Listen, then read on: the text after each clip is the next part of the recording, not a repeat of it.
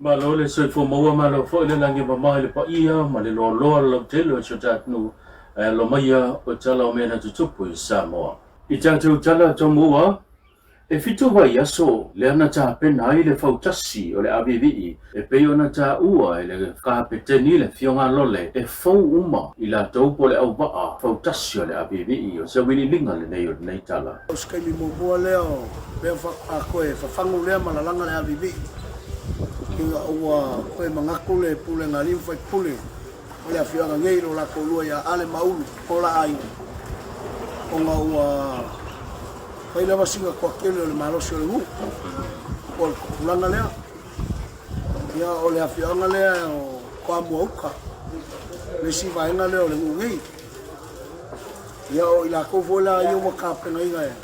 A wale kapenga i o le avivi i mo le whamu moe. Ia e leila ma masesi bua sa iai mo mo e kalonga. Ia loinga leo fokas. O ila kou e fau uma lava ila kou. Ia alfamu moe. Inga ia mawhaionga ku whakasia ila kou. Inga ia maua pele ngofo whangu. Kawange i aise whela maka ia ila kou. Ia o le keminal ngei. Ia ua peye kasi le. Le mga waksei kulou. Whafonga la ku. Ia ila kou maua le ngofo whangu. Ua savali le fiku wa yaso kalung kapenga mai le avivi. Onga sa iai le wha moi moi. Onga e fau uma lava i la kou. Lei lava masasi ua alwa. E pe onga sila fianga o le kule i kai o le afianga. Lei le ka oko kongu iai le licho wina. Ia o i la kou ngau ma levonga whakingo inga le. E ka alonga. A o le si vaenga le o le afianga ngei. O kua mauka. Ia o le ua iai le si. Malo si lo ngu o le fau uma i la kou. Ia le ukam whai ku whakasia ma whao ngā inga i lo le waka leo le avivi. Ia maru ngofo si la fia fo i al kaku wakungu. Ia le waka leo le avivi. E le kau whailo pe kau whailoa. Kolonga fo i onga kulanga i kongo le. Whaanga kai sami. Ia a silingia fo i le sampingi o le lua afe. Ia o le waka kongu langa lea. O le avivi.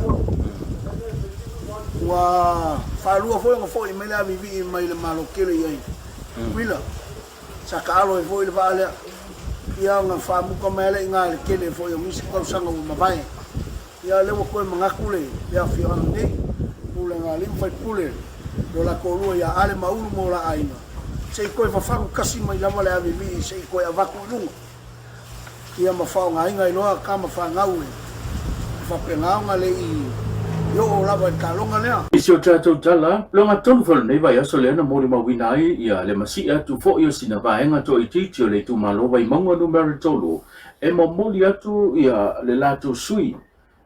Le susunga po le whetalenga ia vai fale upolu Chris Faufo. E whai masui o le i tu malowa i maunga tolu. Mo le palo tala i titi a le tu malo o loma nei.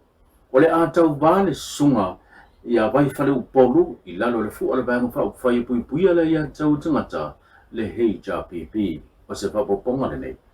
Fa pe vo sui kai kai ia marka ko vai fa fai ale alpas HRPP pa lo fa kai si kau sira ko si yoi pa lo fa kai wa ka vai au ma ko kumalo ma ko vai mau yoi si o mako a waku alo ia. Si o mako waku alo ia. So mako a kari. Yoi. Vai faru poru Chris Faufo. Vai faru poru Chris Faufo. Eam galor fa balor kako. Vai fa fai. HRPP. Vai. Gem kwa polo. Yoi. Faru ia. Gem kurao. Ya lo ngie le kua. Lo ngie le kua. Ya por alama al kulaga.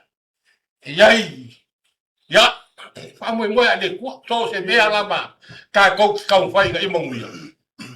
Ka ko famu mo ya le kua. Yo. Ya ai basi.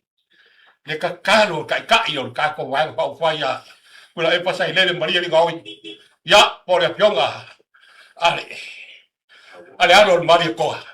Yoi. Mai le ofiso tine mu wa te tala loa ia se tasi o no fuanga. Po se tasi o vaenga i whaatino ele o nanga le ofiso tine mu i le itua ana. O le fionga i le li pale mio le tei fo le tunu le sunga lau le mai le tole o te po la tai vao po sesme. Le ana sau noa i le sau noa au tu o le fa moi moi.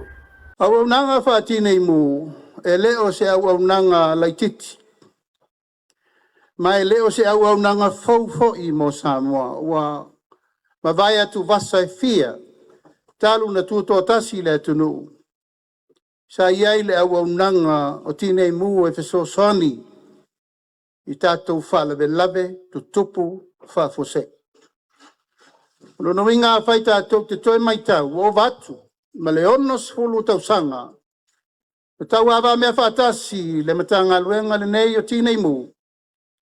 Ma le matanga luenga leo e pi i lua whaatasi. Ono le au nanga i le file mu, saunga le mu, taina le pui pinga o Samoa mai mea tutupu. Wele ngata i whalawe lawe. A o mala tātou te le maita wina e tutupu mai i teimi uma.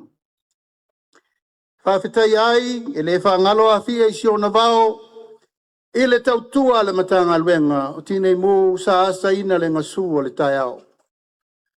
Mai tupu matamali i sa asa ina, mana tua soia, a e le i tuto tas. E fionga ia le taa surfa inga tibau. Ma o nalo. Sa lato wa mataina mai le fatuina o le matanga luenga nei mai apia. Ile le ai o le mea whainga luenga, ile uti o le whaasoa, ile uti o le au whainga luenga. Ai sa tau mawhai lava e asa ina le ngasu o le tai ao. Tato whaasolo mai lua awhi ma le fitu ina ua, tuto atasi le matanga luenga o wawai ese ma leo leo. Ile whaangalo fo ile sa vea mauruai komsina, le whiunga ia sebe toni hia. Tata wa veina le matanga luenga. So mai ai ma le whiunga ia le levanga. Po wina. Ea so mai loa ma le whiunga ia tanu wasa. O lea ua so iai le whau ma le whau i le tai ao nei. E le whaangalo ina fo i le to tele o nisi o alo ma tama whanau le atunu. Sa tau tua ina le rei matanga luenga mai le fia tau sanga. Sa tau tua toto. Sa tau tua malo. Sa tau tua mata pala pala. Nisi fo i wa tau au lava ma whano ai le soifua. A wā le tau tua ina o le tātou matanga luenga le nei.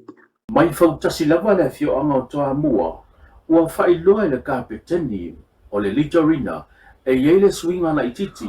Mai lona au wa sa roina le fautasi le nei litorina i le whamana tuina o le ona suma le whātau sanga talo na tuto tasi Samoa male au wa le wa iai le teimi le nei o se whapoponga le nei nei tau. Ia, o le tuunga i le fua se ua mai, ia, ma le fo isi na swinga le titi. Sa o le afa o le matou sa, ia, o nai along whanau o ia fo o lo matou fang. Ia, o se rilo, ia, to te le ale mai, wai, mai au wa, o lumana ia tino. Sa whamalosi mai a, ono le tong whainga fo ia, ia, ma na ia, ma o ia le, e tātou fua fo ia, ia yung. Le ai lo te tene tama. Ia le se, le tong whainga fo ia, whanau so matou no nei a se tu malo. Ia, o le malosi o whanau anga leo a tau whainga. Ia, a tonu a e, o se no leo a rua ia, sa o le matou a whianga na koa. O whauru le avivi, le lae alo ina le sunga whawhenga inga, ko ima i lato, ia, i toa mua uta. So, mana ia matou mo fio so la koula wo ye isi au ba ma matou au ba le ia yung. Ia so sa ne ko yang pa na o se matou no toa mo. O alo lava matama whanau le whianga tāmua le alo ina le litorina le temine ia. Ia, alo man, alo mo ubu ma matou ato e, io sa tu fono le ai.